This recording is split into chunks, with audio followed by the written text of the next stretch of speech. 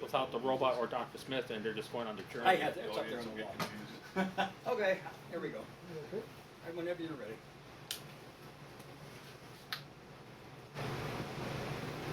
Look interested trivia, Mike Highway shot. And action. So you had a radio station that came about in an odd manner.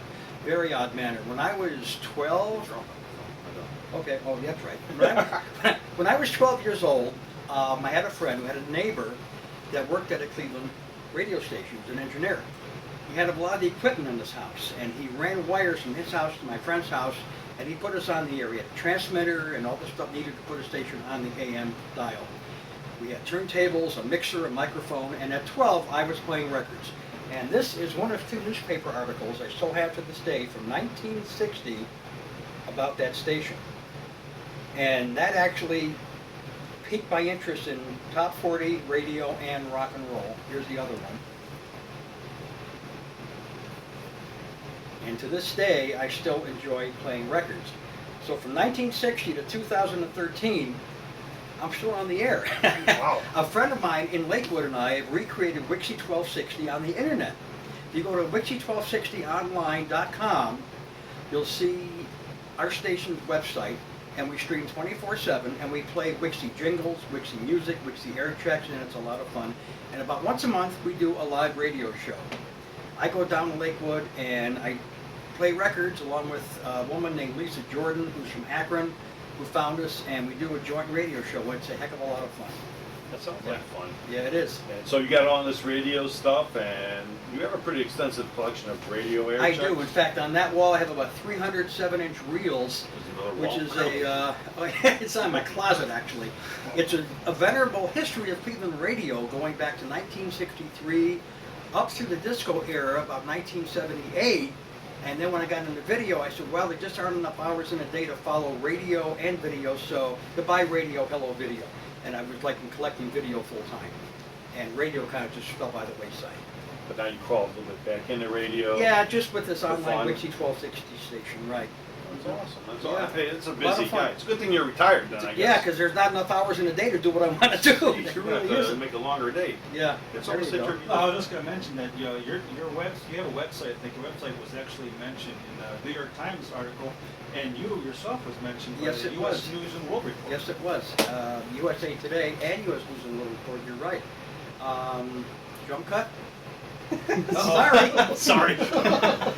Well, you guys keep bringing the stuff up, but luckily I know where all this We stuff try to is. come prepared. We know what we're. Well, luckily I know where all this stuff is. I'm just gonna edit the whole thing where jump cut, jump cut. I feel like this is the life and times of Ray Glasser here. Jump cut. Okay. As Ghoulardi would say, back on the star. Stand up. Okay, you need another cutaway. You need Rich to look interested again. Or you can just zoom in on this if you want. Okay. Tilt it up a little bit. Okay. And we are rolling and action. Back in 1986, some guy from USA Today found me and talked to me about my video collection. Here's the result. My first claim to fame when I was in the USA Today Sunday magazine, with part of my collection in the background and my SLJ7 Japanese Betamax with me. And since then I have been featured in USA Today, U.S. News and World Report, the New York Times, and the Plain Dealer, all for my Betamax website. And you've written a my lot of Betamax articles yourself for magazines, right? I've written over the years for a lot of video magazines, yes. Yes, and plus I did that tech report for the nightlife show from Orlando, Florida in the 80s for 6 years, so yeah, I've been busy. I've been busy. Kept busy. Yes, yes it is. Well, I mean, hey, this was cool. It was very cool. This was Thank you. cool. I mean, I got so many other questions, but we'll be here forever. I was going to say, what was your the oddest request from somebody? I mean, is there something that you could never find for somebody? That if someone wanted a request from a TV show or a movie that you just couldn't find, or? There was actually a TV show I could not find until about 1987 or 8. I wanted to find the Hawaii Five-0 pilot called Cocoon in movie form, not a TV show, because I remember seeing it as a movie. Some guy found it from England, had it converted from PAL to NTSC, so we can watch it here in America, and it's up there to this day on beta. I finally got it. So now I have the movie version with no breaks, no fades to black, and the TV version where it fades to black and you have 4 segments. So I got both. Very, very hard to find, but I got it. Now let me ask you this then. Do Yeah. you ever go to like garage sales and stuff like that? And you see people, no, never? A lot of people do. A lot of people I know on Facebook say, "Hey, I found this at a garage sale for $5." And I'm, yawn, that's nice. I pretty much have everything I'm looking for.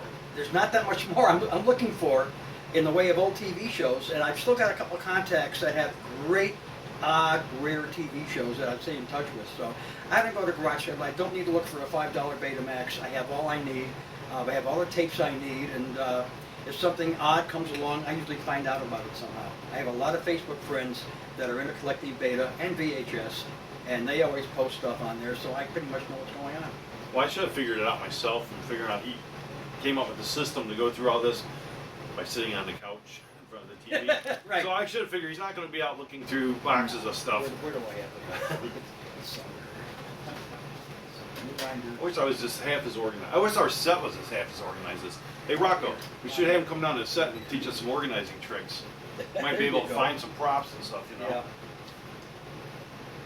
Well, I mean, it was fantastic sharing time with you and learning that there's Well, I somebody out thank there you guys for keeping invading track of my all home. this. Yeah, And, well, no, it's been a lot of fun.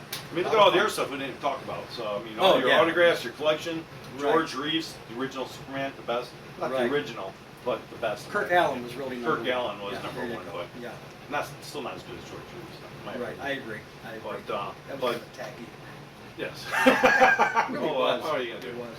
But anyhow, we're gonna go. Thanks for having us, by the Hey, way. my Thanks pleasure. for sharing all this stuff. I do want to plug this book. This is a great book that I'm featured in. That's not why it's great. It's great because it's a great history of home video from start to finish. It's called From Betamax to Blockbuster, and it's got a lot of information in there that you can't find anywhere else. So it's a good read. It's always on eBay, and you can buy it, I'm sure, from Amazon as well.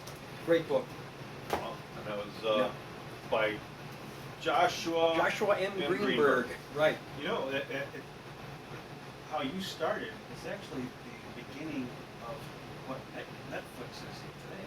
Really. Well, in a Think way. about it, you know what I mean? Yeah, in a way. Because it's just people trading and wanting to get Right. this, wanting to get that, but you couldn't, it wasn't such easy access. And Right. Well, I actually rented stuff from Netflix when they first began, where they would send you a DVD in the mail. I'd watch it and send it back, and Well, now in the future, maybe somebody will have the midnight movie on their wall and Never be know. trading us. Oh, Hopefully, sure. we're trade I worthy. like that shirt, by the way. Can I get a shirt like that? You'll have to talk to Rocco. Okay, He's the boss. you got it. Well, we're gonna go back to our movie. Thanks, guys. Thank you. You video files out there, feel free to put this movie on your wall, There you go. courtesy of the Midnight Movie Show. Sounds Right good. back to you. Have a great night. Thanks, Ray, for having Bye, us. guys. Thank you. All right.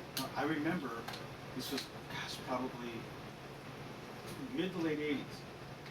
I was out with some friends. We were out in the flats. It was at night, and I didn't have my glasses on, so everything was kind of blurry. And I seen this lighted sign driving in the distance. Okay, now what it was in actuality was a promotion for Camel Wide cigarettes. So you had wides on this big banner. Oh, yeah. Going through. Well, not being able to see clearly, I thought it said videos.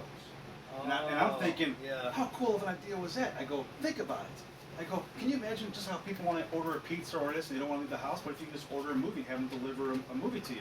I'm thinking, what a great idea. And then, then you had, the blockbusters and this, and you had Netflix and all that stuff Right. come around. So that's what made me think about, when you first Yeah. started, things like, it's just, when you didn't have all that easy access that we have now, someone's looking for a cool Oh, movie, or just like comic totally collectors, different. card collectors, things like that.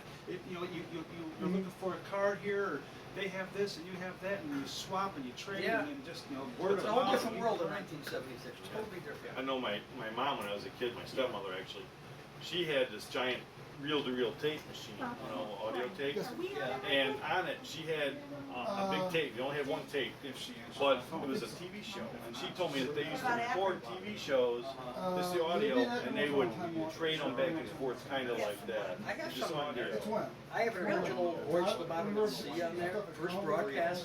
Yeah, All in the Family. First broadcast. But yeah, it's just weird that Right, somebody's yeah. they couldn't get the show, so they're gonna listen to the audio. Well, that's why video was so important to me. Now you can see it. It's one of the It tells her to do something. I've been recording things. Yep. Thank you guys for a most interesting Sunday afternoon. This was a lot of fun. Thank you. Thank you very much. Thank you. Has there been any reports as to whether or not the Rich, get all the tapes? apprehended? Oh, yeah. Nothing on the Let's go. apprehension is that we still have that. But I got gargoyles, you got to grab his George.